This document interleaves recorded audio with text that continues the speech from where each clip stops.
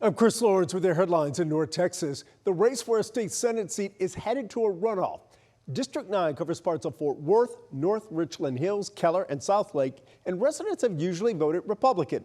But as Brittany Costello reports, Democrat Taylor Rummett came close to winning outright and forced a runoff with Republican Lee Wamsgans. Democrat Taylor Rummett and Republican Lee Wamsgans are headed to a runoff election for Senate District 9. It covers portions of Fort Worth and suburbs like North Richland Hills, Keller, and Southlake. The results have encouraged me. Air Force veteran and union organizer Rummett had a big night. The Democrat pulled in 47% of the district's vote. Republican Lee Wamsgans trailed with 36%. Matt Engel is the founder of Lone Star Project, a Democratic PAC. What you've really seen is that the Democrat not only got his share of normal Democratic vote in that district, but he came within just under 3,000 votes of winning a majority outright. He admits the runoff will be a bigger challenge in the historically red district. Alfredo Rodriguez is the founder of Dice Communications. He has worked in Republican politics for more than 2 decades. No, I think Rummett had his best day, and that best day was yesterday. The two Republicans reported close to $3 million in campaign donations. Wamsgans backed in part by oil tycoons, and Huffman backed by casino magnate and Mavs owner Miriam Adelson. Rodriguez doesn't believe the outcome has anything to do with the future of gambling in Texas. I think that you just had 2 qualified Republican candidates duke it out. He believes the district will stay red. They want a Christian conservative who will have a spine of steel and stand up for the people, then they need to vote for Lee Wamsgans. Rummett says he cares less about the party and more about the people. He will continue trying to reach ahead of the runoff. We're missing community in politics. We're missing the community building in our society, and we're committed to building that. In Tarrant County, I'm Brittany Costello. The government shutdown is now the longest in American history with no end in sight. And the immediate future of SNAP benefits is still in doubt. Tiffany Liu spoke to Catholic Charities Dallas, which is seen in unprecedented need. I hope I get enough for everybody. Ronnie Brown was 76th in line at Catholic Charities Jan Pruitt Community Pantry. I be talking to God sometimes. He drove from Oak Cliff to Lancaster to find food. It's 6 in my family. Hoping to get enough to feed his teenagers. I'm doing it for my whole family. Ronnie is a SNAP recipient, one of 42 million in the country, wondering if they'll receive benefits this month.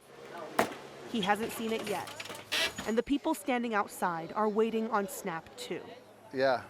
Luis Portillo pulled his truck in Wednesday afternoon. Well, they're really counting on us to bring this food to the pantries. He's a driver with the North Texas Food Bank, delivering pallets of food and drinks. It's always a good thing knowing that we're out here helping the community.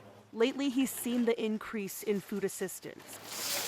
According to Catholic Charities Dallas, the need has been consistently higher even before the shutdown. They saw 25% more clients each quarter compared to last year, and in October it went up to 35%.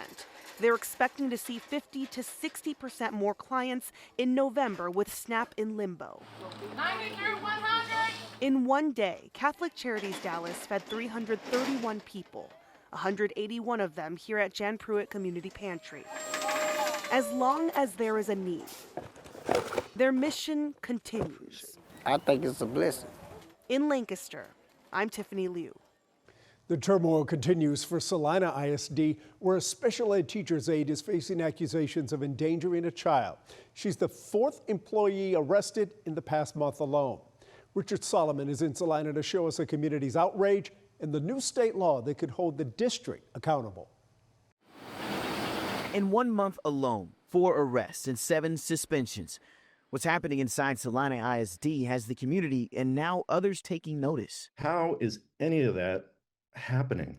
And at such a scale and in such a short period of time. Including attorney Wesley Gould. What is going on in Celina, Texas? Celina police say 46-year-old Michelle Clark, a special education teacher aide at the high school, appeared to be impaired on the job and was arrested and charged with child endangerment. I think it is our most important duty to protect our kids. And right now, as Texans, we're failing. Gould says accountability is long overdue.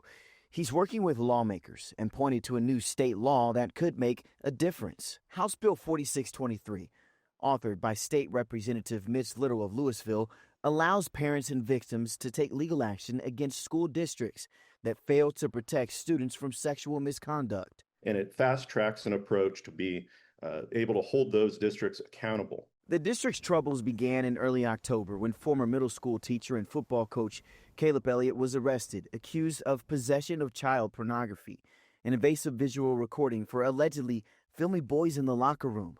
Days later, his father, head football coach and athletic director Bill Elliott, there's a mar on our family, on our day, on this program, on this town, and I'm very sorry for that. Was placed on non-disciplinary leave, along with the middle school principal. Since then, another teacher has been arrested for showing up to school intoxicated, and a Celina ISD employee was arrested in Prosper for assault. The district has released several statements, but when I've reached out to them to speak with the superintendent, every time a representative has said, quote, the district will not respond to individual requests for comments or statements. Let's figure out a solution. And God willing, let's protect our kids. In Celina, I'm Richard Solomon. Dallas County's DWI Task Force is kicking off its annual In the Night Right campaign. It involves more than 100 restaurants, bars, and other venues to offer discounts on Lyft rides of $20 or more. It runs from November 24th through January 4th, and officials say the goal is preventing crashes before drivers get behind the wheel. Our goal is singular, to ensure that every single person can hug their family tomorrow.